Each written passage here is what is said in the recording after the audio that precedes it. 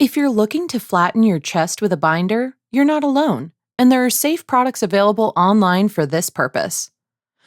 Alternatively, you can create your own by modifying a pair of tights.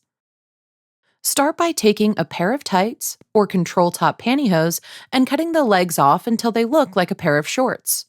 Leave about 6 to 8 inches, 15 to 20 centimeters, of the legs on both sides, and use sharp scissors to cut straight across each leg. Next, lay the tights flat and find the crotch area, which will become the head hole.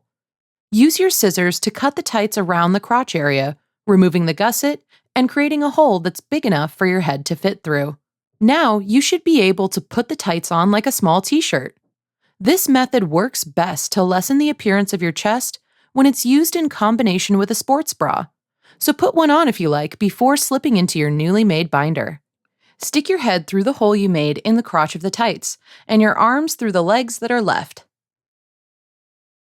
Finally, pull the waist part of the tights down over your chest to help flatten it out. When crafting a binder, ensure that you measure your chest accurately. Cut the tights properly, and avoid making it too tight to prevent breathing issues. It's advisable to leave your binder off while sleeping and to wear it for no more than 8 hours at a time to avoid potential health risks. For workouts, opt for a sports bra instead.